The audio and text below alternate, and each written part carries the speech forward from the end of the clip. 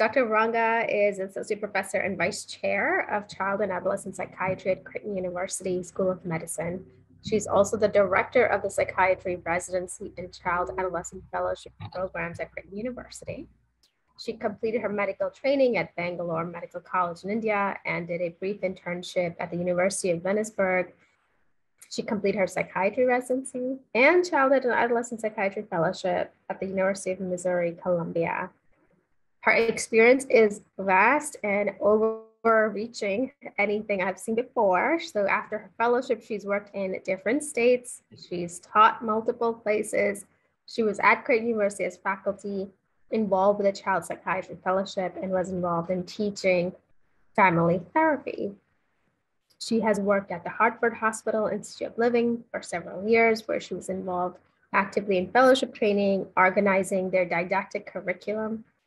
She's worked as a child psychiatrist at a therapeutic school. She built up an outpatient practice, and she returned to Creighton in 2019 from the University of Tennessee, where she was a child psychiatry fellowship director, as well as a psychiatric clerkship director since 2012. As you can tell, Dr. Ranga's worked in multiple different areas of child and adolescent psychiatry, and she thoroughly enjoys outpatient work and building alliance with children and families over time. Currently, she's dedicated her time to the Child and Adolescent Psychiatry Teaching Clinic at the Emmanuel Center in Omaha, Nebraska.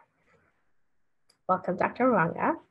And we have a new guest today, Brandy Fenimore, MSLIMHP LPC. And for those of us who may not be familiar with what LIMHP means, that's a licensed mental health practitioner. So she received her bachelor's degree in psychology and master's in community counseling from the University of Nebraska, Omaha. She has over 15 years of experience working with individuals with mental health diagnoses, developmental disabilities, and behavioral health challenges. She's experienced assessing and developing treatment plans, conducting functional behavioral health assessments, behavioral consultations, training on mental health and traumatic brain injury. She has experience directing mental health and vocational programs and providing refugee mental health services and education. Brandy is currently a behavioral health specialist at CHI Health in Omaha, Nebraska. And in this position, she provides brief interventions to patients and consultation services to patients and primary care providers in an integrated setting. So we're very excited to have both of you join us. And with no further ado, I will hand it off to you, Dr. Ranga. Thank you so much, Dr. Sagar, for your kind introduction. All this to say, I'm sort of a child psychiatrist, like a jack of all trades. I've done a little bit of everything in child psychiatry, and I thoroughly enjoy bringing a dialogue and a case-based discussion to you all on acute management and manifestations of anxiety and depression. Thank you. And thanks to Brandy for joining me today. Next slide, please. So in terms of learning objectives, we're going to discuss the differential diagnosis of an acute presentation of depression and anxiety. We're going to discuss de-escalation and communication strategies using dialectical behavior therapy, which is evidence-based and well-studied. We're going to describe steps in the management of a depressive and/or anxious crisis and help you brainstorm, come up with a protocol or an algorithm in your practice in primary care to work with an acute presentation of depression and anxiety. Next slide, please. All right, you've walked in with your hot coffee on Monday morning at 8:30, and the first thing your nurse tells you in your office practice is, Dr. A, the kiddo in exam room 3 is falling apart. Please help. Ouch. Good beginning to the week, but anxiety provoking. So next slide, please. At this point, your pulse may race. You may conjure up various images. What are you walking into? So this is how I would probably think through this. There have been many moments where I've been called into a situation like this. Next slide. And so as I'm formulating, what could I be walking into? I'm going to think about, am I dealing with a suicidal crisis? Is this child, young person aggressive? Is there a behavioral outburst? Is it a traumatic sequela?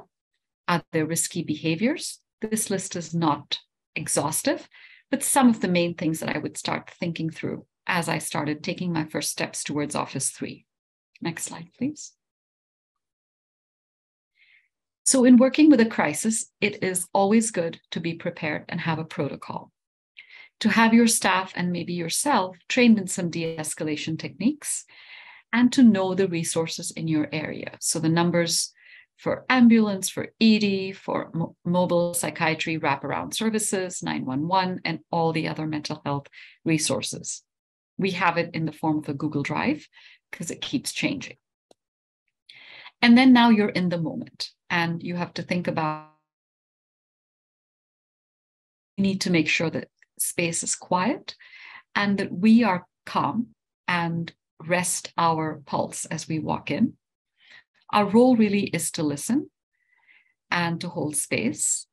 And as we're doing all of this, let's look around and take a look at the family. The family is very intertwined with the young person and sometimes maybe making the situation worse, sometimes maybe really supportive. So gauge how you want to navigate that, whether you want to have mom and dad step out, have a cup of water as you talk to the young person. Next slide, please. So then I'm continuing to walk towards room 3 and I'm thinking, what could I be working with? So is this a medical condition, which will first land to you in primary care? Could this be a substance use, intoxication, withdrawal? And either of these conditions are fairly acute and may need medical interventions, including hospitalization. So I'm going to think through those two things. Or am I dealing with a behavioral and a mental health crisis, which is slightly different? Next slide, please. All of this is not clear-cut and siloed, but just ways to sort of make your thinking from a diffused, nebulous to maybe an algorithm. So then steps in decision-making. When I meet with the patient, what am I going to want to try to figure out? How long has this been going on? Is there a trigger? What is my working diagnosis? What workup do I need to initiate as a primary care physician? How risky is the situation right now? What is safety? What is the level of care that I'm going to refer the patient to? And by that, I mean, am I going to refer the patient to an inpatient unit, to an ED? Am I going to send the patient out with outpatient resources and referrals? What is the level of care that I'm thinking of? And whatever I come up with, I know that it needs to be really a collaborative approach with the child and family as much as possible. And again, going back to your resource list, what mental health services am I going to refer the patient to? I have to think through that. And always keep in the back of your mind state mandates. When do you need to report to the Child and Protective Services? What is the age of consent? Because you may be dealing with any of these situations as you're talking to the patient. Next step, please. Now off to Brandy on dealing with the intensity of the emotions in the moment. You enter the room, you're confronted with a lot of emotion. What do you do? Here are some options of different calming strategies when you're working in that situation. These are all from dialectical behavioral therapy approach. And the first one I'll mention is the tip skill. This is changing the body chemistry quickly so as to counteract or disable the emotional arousal. And you do this by changing the temperature, intense exercise, engaging in paced breathing, or engaging in paired muscle relaxation. Then there's the stop skill. This is where you would follow the acronym of STOP, and S stands for stop. You'd pause, don't move a muscle, have the individual T take a step back. That could be taking a break from what they're doing or taking a deep breath. Don't let their feelings let them act impulsively. Then have them observe what's going on around you and them in the situation. What are their thoughts and feelings? What are others doing or saying in the moment? And then P is proceed mindfully. This is where they're going to act with awareness. Consider all those thoughts and feelings of the situation. Think about their goals and also use wise mind. And with that wise mind approach, they're looking at which actions will make the situation better rather than worse. The next one is self-soothing. And this is where you focus on your 5 senses.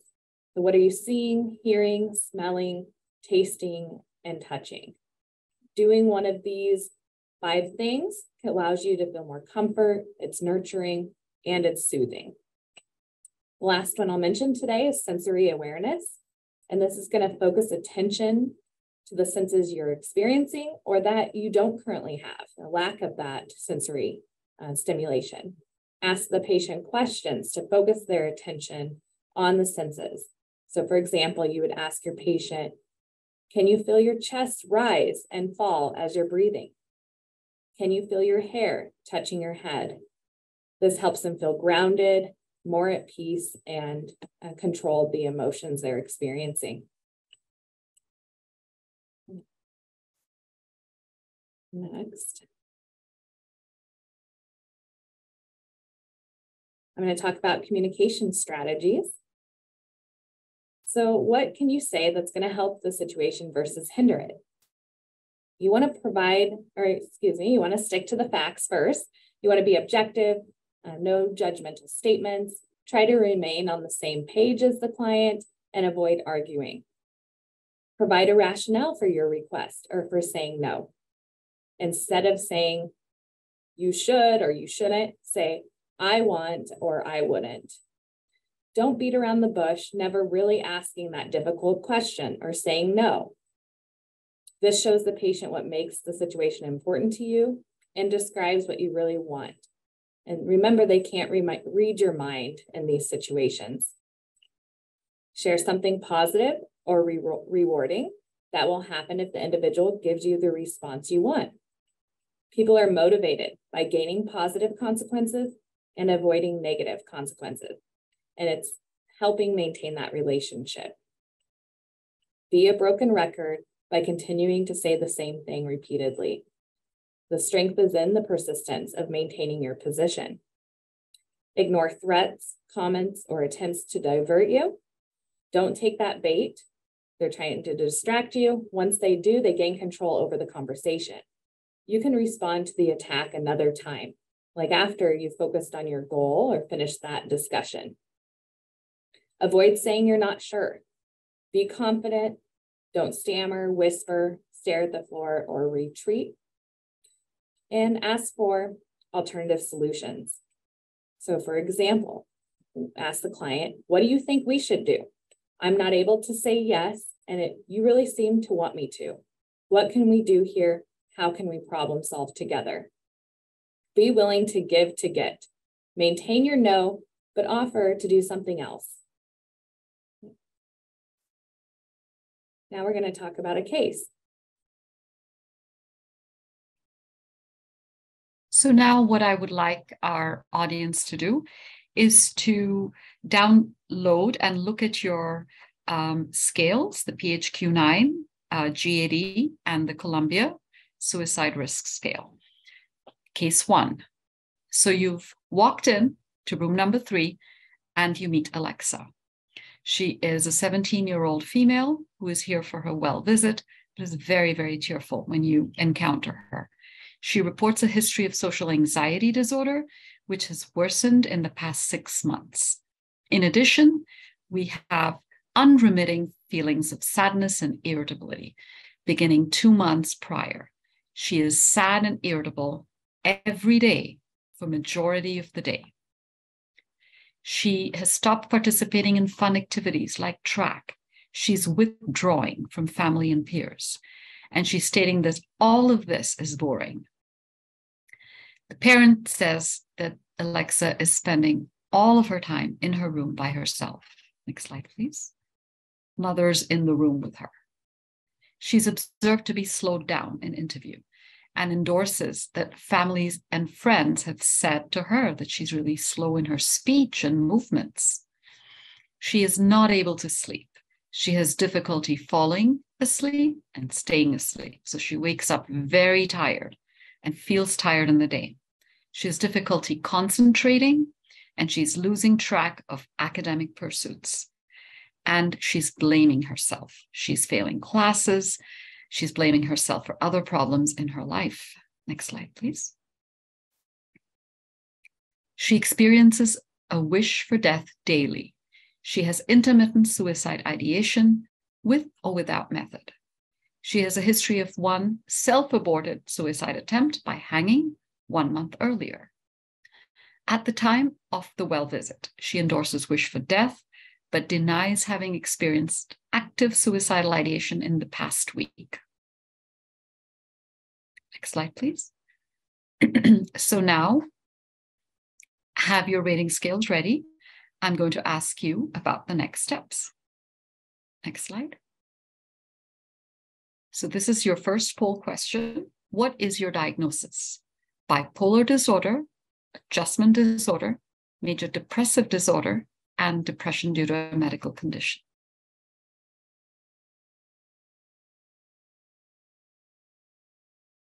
Okay, perfect. Thank you. Next slide, please. Looking at your PHQ-9, where does this patient score? 5 to 9, 10 to 14, 15 to 19, 20 to 24.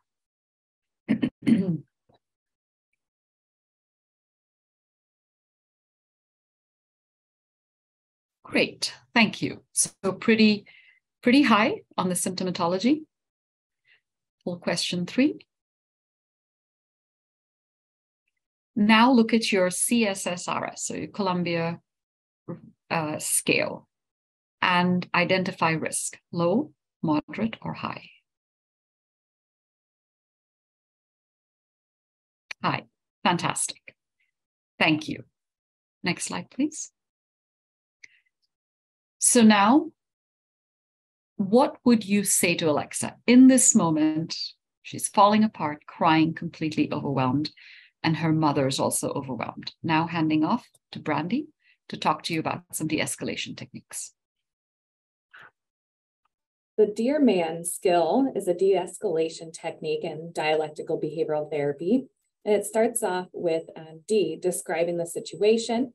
You're going to express clearly what you're wanting or your plan, treatment options, assert your wishes. So you're clear about what you're expecting or recommending, reinforce. We're going to remind them of the rewards of following the plan that you have in place. Stay mindful, appear confident, and negotiate. So next, I'm going to show you how to actually implement this with Alexa in the moment. So first, we're going to describe the situation, and this is back to the patient. I'm going to say, Alexa, I'm hearing you say you've been experiencing worsening anxiety and depression. There's some irritability, you're having some physical symptoms too, like insomnia, and now it's interfering with track. Next, we're going to express clearly what we want, and we can also share discomfort in the situation or what you're feeling, so it feels honest. So, for example, Alexa, this sounds like a challenging time. I'm worried about you. I can start a medication to help improve your mood and anxiety. But I do recommend you see a psychiatrist to help manage these medications and symptoms. I also want you and your mom to engage in safety planning to ensure you're safe when you're leaving the clinic today. And we're going to assert our wishes. So this is repeating, what is it exactly that you want from them? What's your plan? Being clear. So for example, Alexa, I want to refer you to a psychiatrist.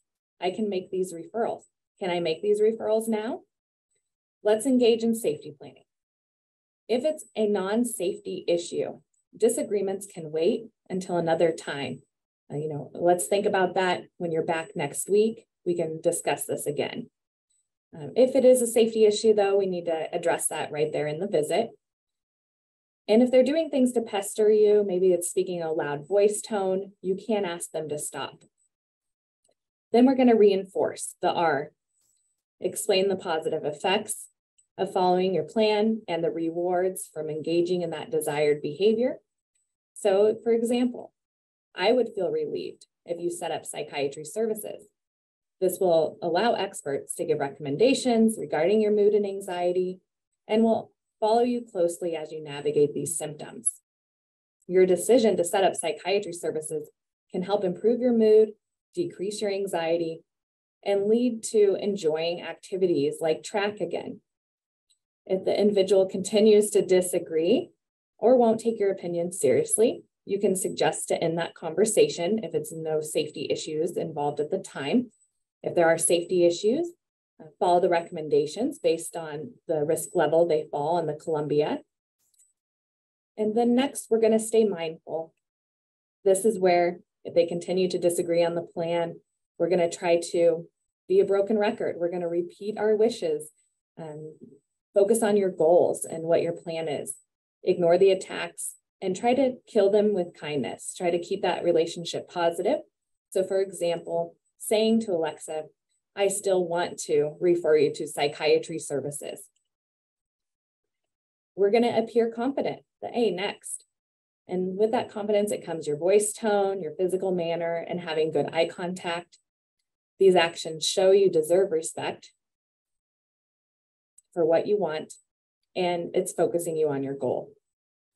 N is negotiate, and this is the last step. It's maintaining your stance, but also offering some other way to problem solve or work with the individual. You can use the approach called the turntables, and this approach has you asking the individual for a solution. So for example, Alexa, what do you think we should do? It seems like you don't want to engage in psychiatry services, and I really want you to. Instead of being referred to psychiatry services, would you be willing to do a psychiatry consultation? Offer other options to, or allow them to elicit options themselves. So that's an example of how to use the Dearman in this situation. Hopefully you can apply that to other situations that are difficult or challenging where you may disagree with a client. Thank you, Brandy. So much like your assessment, my assessment is that we have a major depressive disorder. We have about 8 symptoms. We have a young woman who is suicidal. She has a comorbidity of social anxiety disorder. And just for you to know, depressive disorders, anxiety disorders often layer up and are comorbid. The level of distress here is pretty high. She's failing classes, is not enjoying activities, she's not getting along with peers, and she's isolating. Next slide, please. So what we need to do now, we've got the information, emotions are settling. We have to think through our risk assessment and safety planning. We have to come up with a safe disposition, and we have to have a clear-cut biopsychosocial treatment plan. Next slide, please. So now you gather more data. You understand that there's no significant medical history, substance use history.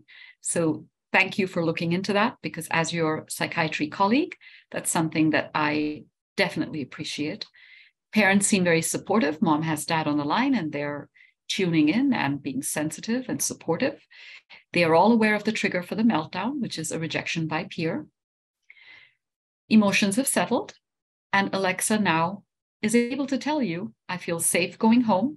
I will call 988 or call my parents, talk to my mom, if I have thoughts to hurt myself. You also learn that she's been in cognitive behavioral therapy for 1 month and has a good relationship with her therapist. That's great. So here now you already have a few protective factors. You have the parents, you have the therapeutic alliance, you have her insight and judgment. She's cooperating with you, telling you that she'll come back and call. Parents and Alexa agree that they will see the therapist 2 days down the road and bump up the frequency of the therapy. And then you discuss safety planning, and they're agreeable. You know, they don't have any firearms. They're agreeable to lock their sharps and lockbox even over-the-counter medication. So you've safety-proofed the home. And everyone's in agreement collaboratively that they will bring her to the ED should things worsen. So now with this new data, what next? So here are my poll questions for you now. What would you do?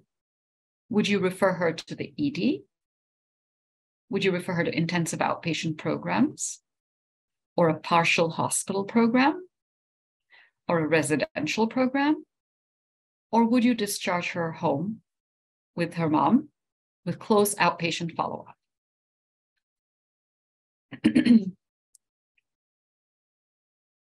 Yes, perfect. I would do the same. Thank you.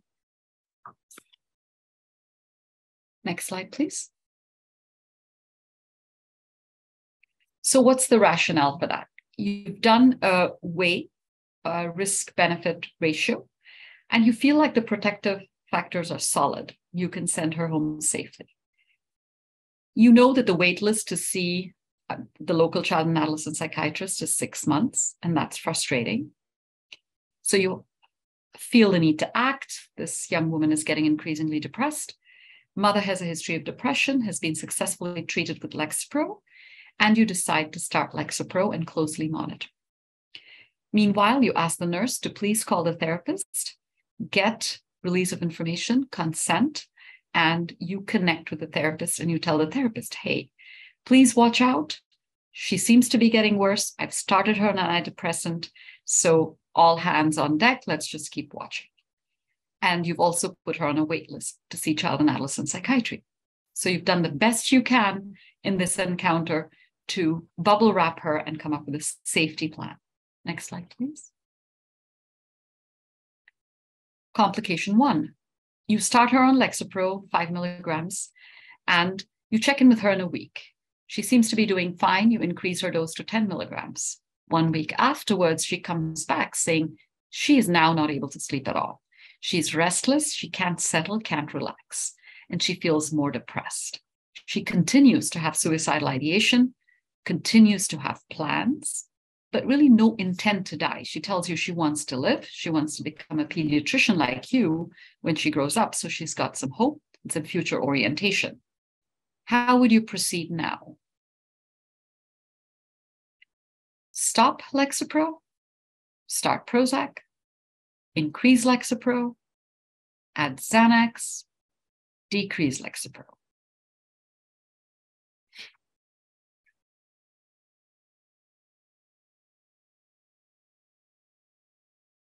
Decrease Lexapro. Excellent. This is really good. The symptoms that you have uncovered, and again, purposefully, I've made it a little nebulous because some of these cases are not that clear-cut.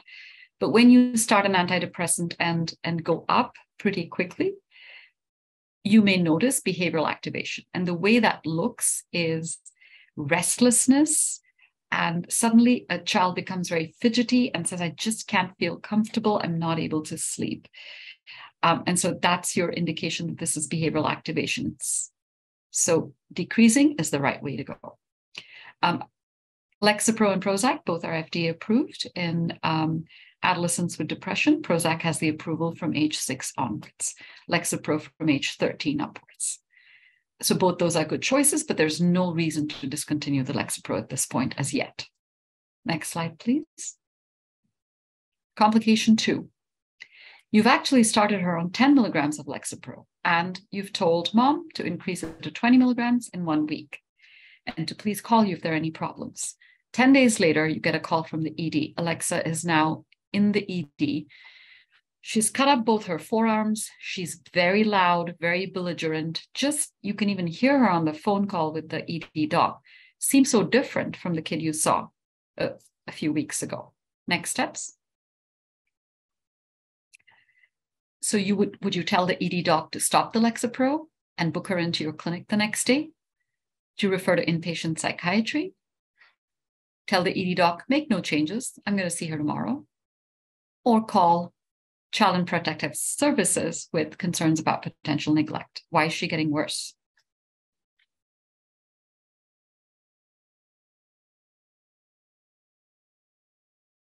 Yes. So the answer here is my best recommendation to you would be to go ahead and refer her to inpatient psychiatry. Why?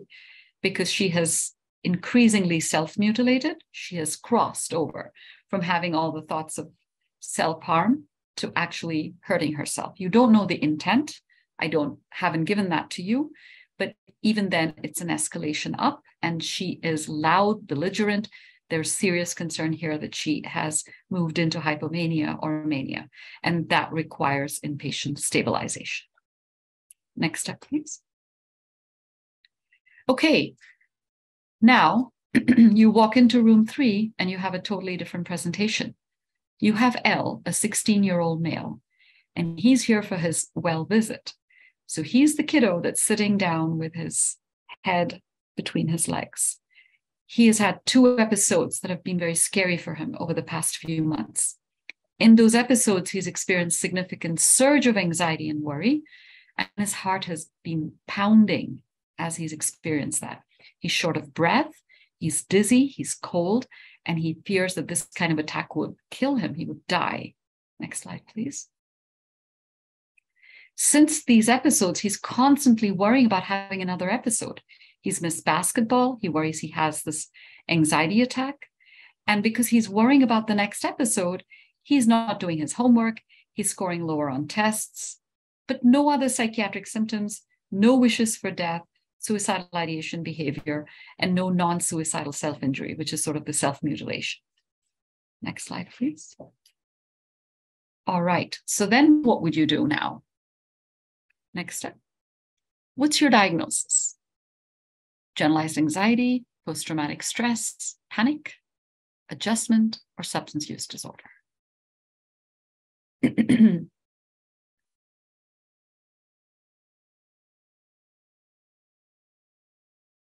Okay, generalized anxiety and panic disorder.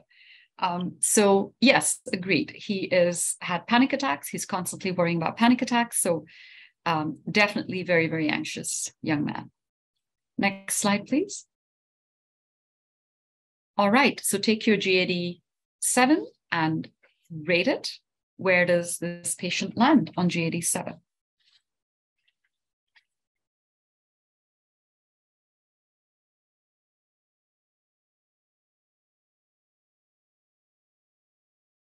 (15 to 19). Okay. My score with this young man was slightly lower, but you've clearly identified that he's very anxious. Next slide, please.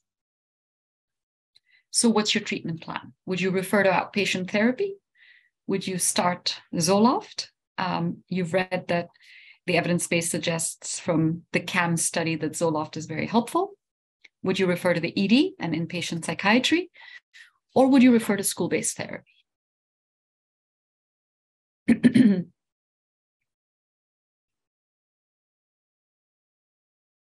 Medication management, referral to outpatient therapy. Great. That sounds good. Next slide, please. Okay, so my interpretation and management. My diagnosis would be panic disorder, and I've ranked him pretty low because of no comorbidities. A lot of it was centered around these panic attacks and worrying around the panic attacks. No suicidality, no comorbidities. And I've ranked him as sort of mild in terms of impairment and functioning. So when it comes to a mild anxiety disorder, start cognitive behavioral therapy ASAP. And what's really important is when we refer to therapy to check back in and say, what are you doing in therapy? And identify that the therapist is doing CBT, because that's where the evidence is. And it's very strong for the treatment of anxiety disorders. And definitely if you all decide to start Zoloft, that's a good call. Panic disorder can be very debilitating and frightening. Next slide, please. Okay, case 3. Now, this is a different case. You've walked into room 3 and you see a younger girl who seems to be screaming and crying. She says, as you talk with her, that she's experienced a lot of worry over the past 9 months. She's worrying almost every day in the week. She worries about so many things. She doesn't know what to do. It's exploding her head. Her worries are, what do people think about me? Something bad's going to happen to mom and dad, or their marriage, or that they're going to fall sick, or I'm going to fall sick, or I'm going to fail in school.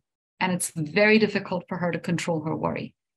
She cannot fall asleep, stay asleep. She's very tired, very irritable, and she's ready to explode most of the time. Next slide, please. These symptoms have led to challenges in her relationships with family and friends, and she's failing now.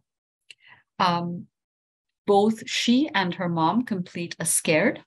Dr. Sagar and Rachel will put in the SCARED in the chat.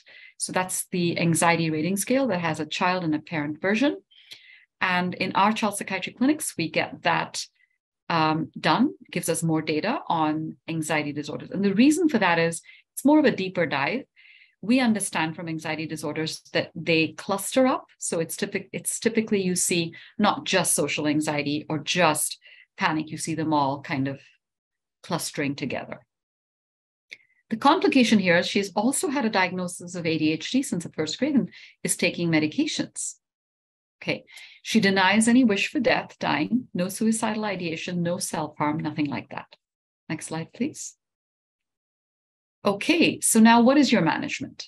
Next slide. What's your diagnosis?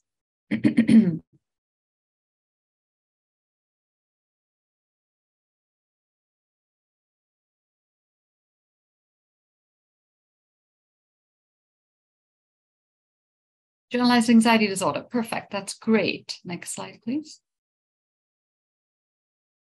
Now look at your GAD score. Where do you score her on the GAD?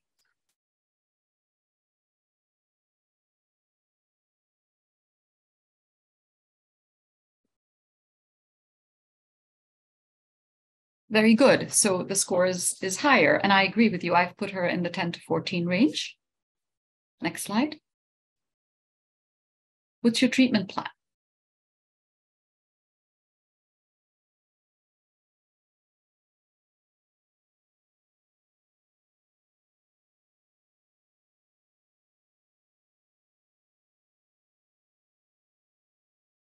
Great. You're going to refer her to outpatient therapy. You're considering medication management with Zoloft because the impairment is a bit more than our young man that we talked about before. So once again, the evidence base suggests that combination of cognitive behavioral therapy plus SSRI like Zoloft, and with kids always start low, go slow, and the combination is the best. You would not think about referring to ED because at this point she's not suicidal, the risk isn't high. And then school-based therapy, that could be an option. Again, this was sort of one of those things that I just put in there. It's not a yes or a no. When would you use school-based therapy? When the parent tells you that it's really difficult for them to get this child to therapy and there's a therapist at school. And so that can start immediately. So a good way to initiate therapy quickly. Next slide, please.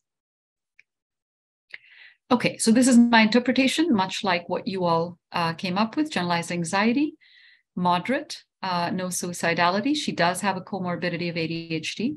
That can complicate your medication regimen. And then you have a certain impairment. And I would say then consider first-line medication plus CBT. Family therapy is very important because there's a lot of entanglement between the young person and the family. And so anxiety can go both ways. And so maybe some amount of work with the parents is indicated. Next slide, please. All right, last case. So now you have a 17-year-old female who reports a lot of anxiety in social situations. And what does that look like? She's constantly worrying about being negatively judged. She can't give presentations. She doesn't want to attend parties or events. She doesn't want to ask people for directions. She doesn't want to order food for herself in the restaurant. She now avoids all social situations. She's not participating in any activities, any fun things. And now, because of all of this, friendships are falling off. And she's isolating, and she is failing grades now. Next slide, please. So now this young lady is similar to Alexa in the way that she is wishing for death and dying and has some plans. She has tried to hurt herself a few months ago. She is endorsing suicidal thinking, but no active plans in the last week. So now she also has a history of major depressive disorder. So now you have two things at play. You have lots of social anxiety, but then you have the past history of major depressive disorder. Despite all of this, she is on no treatment. So what would you do now? Think through, what is your risk assessment? Again, because you've got the suicidal thinking, and what would your treatment plan need to look like? Next slide. What's your diagnosis?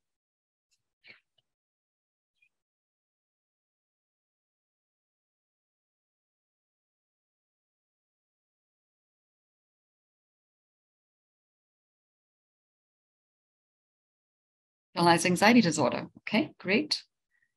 Next slide, please. With your GAD 7, where would she stand?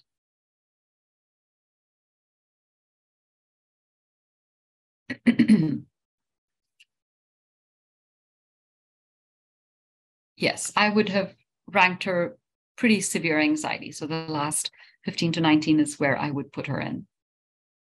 Next slide, please. What's your treatment plan?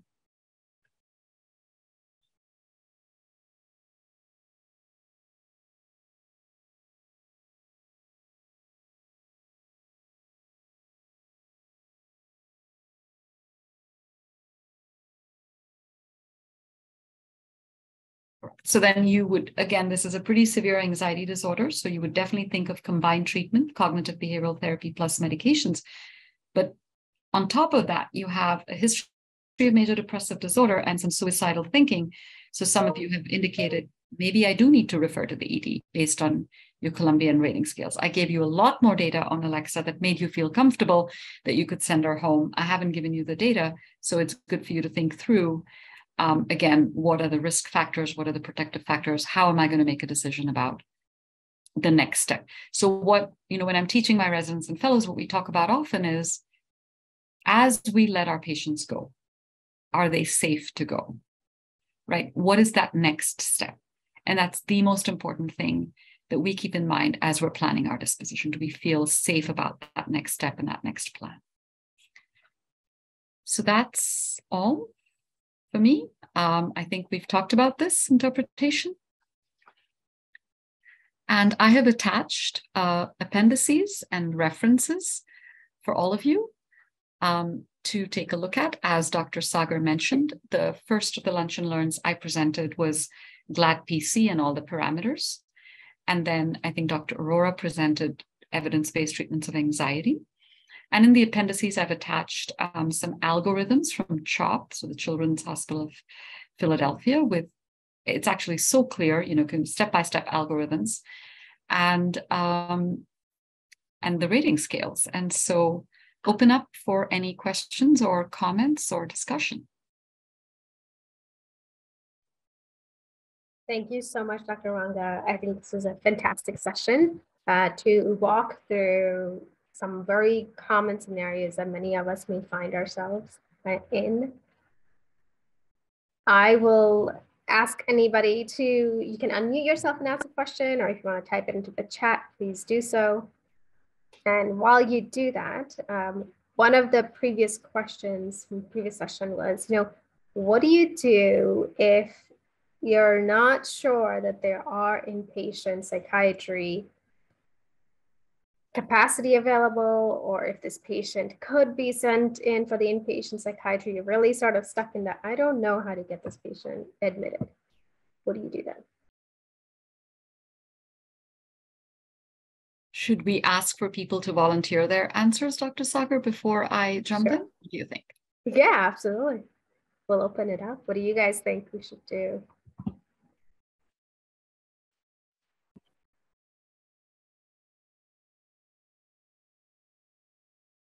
Would love to hear your thoughts, because I know everyone's practice landscape is different.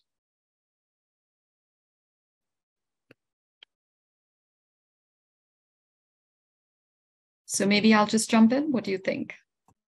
Okay.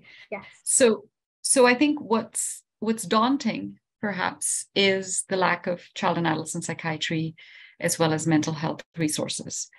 And so when you're in a situation where you have this young person and the risk seems high, so let's say in Alexa's case, Mom and Alexa were arguing. Things escalated. You had no way of stabilizing the situation and feeling comfortable that she could walk out of your office and stay okay. She's not emotionally organized. At that point, I would definitely feel like things can flip and she can get worse very quickly. Similarly, when she lands up in the ED with self-mutilation, with, like a loud demeanor, has she flipped into mania? These situations are highly unpredictable. It is very difficult to walk back that walk and send her back home, because you've really tapped into, you've seen the risk. So it's really important at that point to continue ED and recommend inpatient. The EDs usually have resources, have ways to increase the level of care. And again, it goes back to preparation, in that, make contact with what the emergency services are in the area, and familiarize yourself so that you're not navigating it for the first time in a crisis.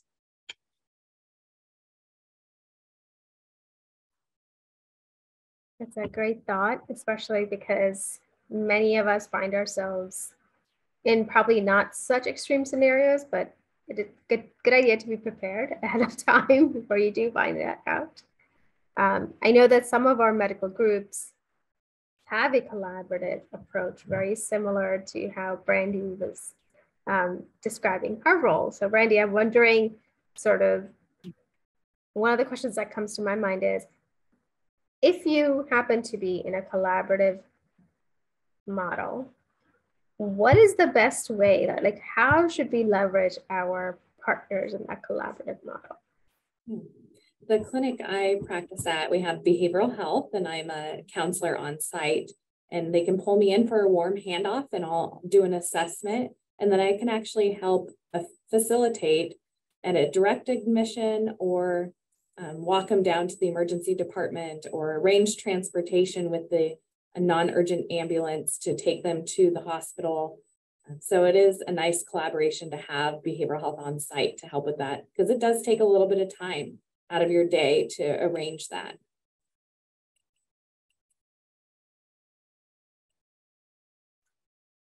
Great, thank you for that. And I see there was a question about the CHOP algorithm. So Rachel, I believe, will kindly share Dr. Ranga's slides with everybody as a follow-up email. So please be on the lookout for that. Or of course, Google can be a friend. I think we have another question from Dr. Sharma. Dr. Sharma, do you want to ask that question out loud? Are you in a place where you could do that? Sure, thank you. Thank you for the great presentation. I just have wanted to know about your thoughts on lifestyle changes with adolescent not sleeping good at times, being on electronics, and any role of using some maybe things that can help them calm down, like helping them sleep better, things like that. And probiotics, they say that 90% of serotonin produced in the gut bacteria. So any thoughts on looking at that, or any feedback? Yes, absolutely. I think that's a great question. And, when I worked with, I'm doing a lot of supervision work now, but when I work directly with adolescents, what I would tell them is, it's almost like sleep is more important than food. I mean, they are going through so many neurodevelopmental changes and challenges. So sleep is extremely important. And I think you bring up a good point. Social media, the screens, they're incredibly disruptive to our sleep. So it's going to be really hard, but I think almost in every visit, us addressing sleep hygiene is extremely important. And I think anything that is a lifestyle change that moves us in the direction of more natural, rhythm, whether it's probiotics, I think you mentioned saffron and lavender, anything that would help the young person self-soothe and calm in the evenings for about an hour or so before they go to bedtime is wonderful. It's just incredibly challenging because they hold on to this like for dear life. And, whether it's Insta or TikTok, these are highly stimulating, videos and content. And we spend a lot of work on doing sleep hygiene because the response to all of this is not medications. And oftentimes in our clinic, they're coming and saying, add a medication for sleep. And so we go through this pretty rigorously. So I would totally support that, Dr. Sharma, and I would encourage that you keep doing that. Thank you so much. Fantastic. Any other questions? Because I know we're coming up on time. Okay, fantastic. So of course you can reach out to myself, Rachel, John, Dr. Greenswag, Dr. Ranga, and Brandy if you do have questions as follow-up. Dr. Ranga, any closing remarks you would like to offer, or Brandy?